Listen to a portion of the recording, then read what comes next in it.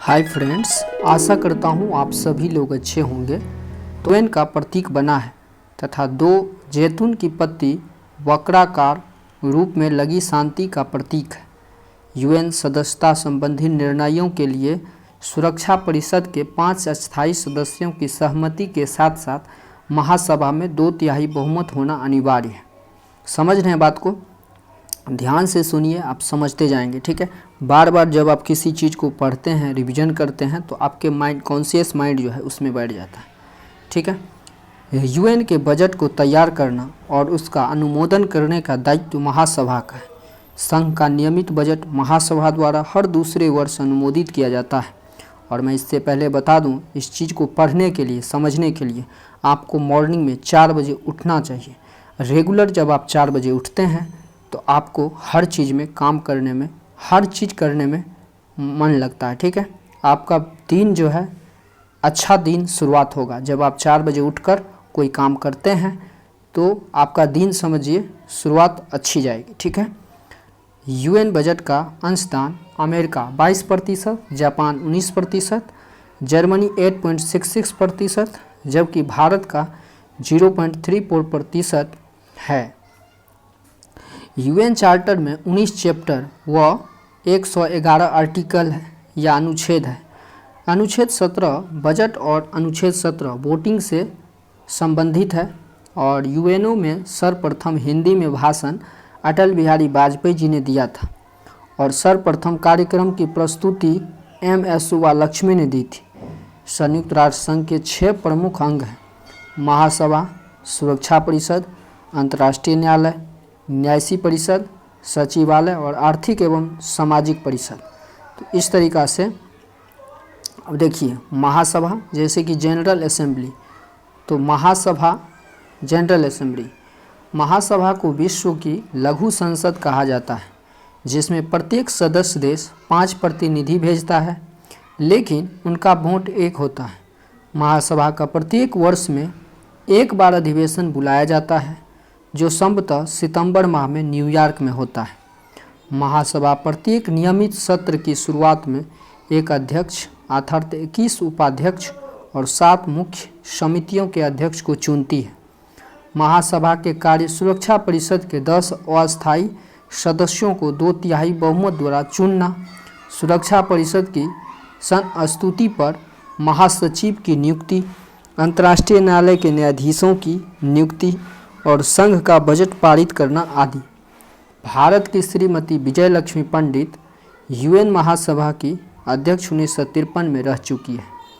देखिए, अब सुरक्षा परिषद या सिक्योरिटी काउंसिल के बारे में कुछ समझिए।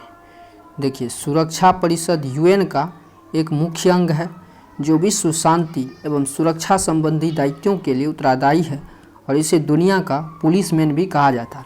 मतलब कोई भी देश में गलत एक्टिविटी हो रहा है तो इन सब को मिल के ये विश्व शांति के लिए कुछ न कुछ कदम उठाते हैं। ठीक है, तो सुरक्षा परिषद का खासकर यही काम रहता है कि कहीं गलत एक्टिविटी तो ना हो रहा है, कहीं आतंकवादी का कोई विचार विमर्श तो नहीं चल रहा है। तो ये सब चीज़ों पे नज़र रखने के लिए सुरक्षा परिषद का गठन किया गया है और यूएन का एक मुख्य अंग है। तो इसे आप ध्यान रखिए। यूएन का फुल फॉर्म होता है यूनाइटेड नेशंस। ठीक है, देखिए, और दुनिया का पुलिसमैन भी कहा जाता है। तो ये सभी चीज़ों पे, गलत एक्टिविटी पे नज़र रखते हैं। ठीक है, सुरक्षा परिषद का प्रथम अधिवेशन जनवरी 1946 को लंदन के चर्च हाउस में हुआ और सुरक्षा परिषद में कुल 15 सदस्य होते हैं, जिसमें 5 अस्थायी सदस्य और 10 अस्थायी सदस्य होते हैं। इस चीज़ों को ध्यान रखिए कि सुरक्षा परिषद में कुल मतलब टोटल 15 सदस्य होते हैं, तो 5 अस्थायी हो जाता है, जो मतलब कभी उसको हटाया या भंग नहीं किया जाता है, जबकि 10 अस्थायी सदस्य होते हैं, तो इसको क्या कर सकता है, कभी हटाया भी जा सकता है और इसे भंग भी किया जा सकता है। तो 15 सदस्य हैं और 15 मिलकर काम करते हैं। ठीक है, देखिए, सुरक्षा परिषद के 5 अस्थायी सदस्य अमेरिका, ब्रिटेन, चीन, रूस व फ्रांस है, जिनको वीटो पावर प्रदान है। ठीक है, इनको वीटो पावर प्रदान है। वीटो पावर क्या है मैं किसी दिन वीडियो के माध्यम से बताऊंगा और इसकी ट्रिक भी मैं बता दूंगा। ठीक है, शॉर्ट वीडियो में, खासकर मैं शॉर्ट वीडियो भी डालने वाला हूँ, तो आप ध्यान रखिए। सुरक्षा परिषद के 10 अस्थायी सदस्यों को महासभा द्वारा 2 वर्ष के लिए चुना जाता है और सुरक्षा परिषद में किसी प्रस्ताव को पारित करने के लिए 9 सदस्य देशों का समर्थन होना जरूरी होता है, जबकि इन 9 सदस्य देशों में 5 अस्थायी देशों का समर्थन जरूरी है। अस्थायी सदस्य देशों को वीटो अधिकार या निषेधाधिकार प्राप्त है। यदि एक भी देश प्रस्ताव के विपक्ष में मत दे तो यह प्रस्ताव पारित नहीं माना जाता है। वीटो का सर्वाधिक प्रयोग सोवियत संघ या रूस ने किया था। अमेरिका ने प्रथम बार वीटो का प्रयोग 1971 में रोडेशिया के प्रश्न पर किया था। चीन ने सर्वप्रथम वीटो का प्रयोग 1972 में बांग्लादेश के मुद्दे पर किया था। तो ये आपसे पूछ सकता है, क्वेश्चन बहुत इंपॉर्टेंट है कि अमेरिका ने प्रथम बार वीटो का प्रयोग कब किया और किसके खिलाफ किया था। तो 1971 में किया, रोडेशिया के खिलाफ। कौन किया था? तो अमेरिका। चीन ने सर्वप्रथम वीटो का प्रयोग कब किया? तो 1972, मतलब 1 साल बढ़ के 1 साल के बाद चीन ने कर दिया। और किसके मुद्दे पर? तो बांग्लादेश के मुद्दे पर। ठीक है, इस तरीक़ा से आर्थिक एवं सामाजिक परिषद है, तो वो भी समझ लीजिए। देखिए आर्थिक और सामाजिक परिषद का क्या है। आर्थिक एवं सामाजिक परिषद एक अस्थायी संस्था है जिसका कार्यकाल 3 वर्ष होता है, लेकिन जिसके 1/3 सदस्य प्रति वर्ष पदमुक्त होते हैं। तो वर्तमान में इस परिषद के 54 सदस्य हैं, जबकि गठन के समय कुल 18 सदस्य थे। तो इस तरीक़ा से इस परिषद की बैठक वर्ष में 2 बार होते हैं। ठीक है, प्रथम बैठक अप्रैल में न्यूयॉर्क में तथा दूसरी बैठक जुलाई में जिनेवा में होती है। तो प्रथम बैठक होता है तो कहाँ पे होता है? तो न्यूयॉर्क में। और दूसरी बैठक होता है तो कहाँ पे होता है? तो जिनेवा में। ठीक है, परिषद अपनी नीतियाँ विभिन्न समितियों व आयोग के माध्यम से बनाती है।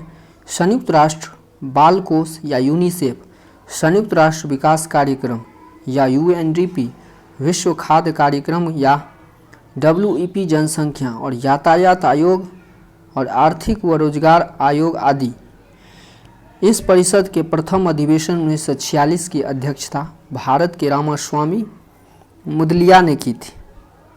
संयुक्त राष्ट्र बाल कोष या यूनिसेफ की स्थापना 11 दिसंबर 1946 को हुआ, जो 1953 में UN का अस्थायी सदस्य बना। और यूनिसेफ को 1965 में शांति का नोबेल पुरस्कार मिला और 1989 ईस्वी में इंदिरा गांधी शांति पुरस्कार प्राप्त हुआ। इस तरीक़ा से अंतर्राष्ट्रीय न्यायालय है। तो अंतर्राष्ट्रीय न्यायालय की स्थापना अप्रैल 1946 को हुई, जिसका मुख्यालय द हेग, नीदरलैंड में है। और अंतर्राष्ट्रीय न्यायालय में कुल 15 न्यायाधीश हैं, जिनकी नियुक्ति 9 वर्ष के लिए होती है, लेकिन प्रत्येक 3 वर्ष बाद 5 न्यायाधीश अवकाश ग्रहण करते हैं। तो इस तरीक़ा से ये रहा आपके बीच एक छोटा सा वीडियो। और इस टाइप से और भी वीडियो पाना चाहते हैं तो चैनल को तो सब्सक्राइब कर लीजिए, ताकि आपके फ़ोन में नोटिफिकेशन जाए। वीडियो देखने के लिए आपका बहुत बहुत धन्यवाद।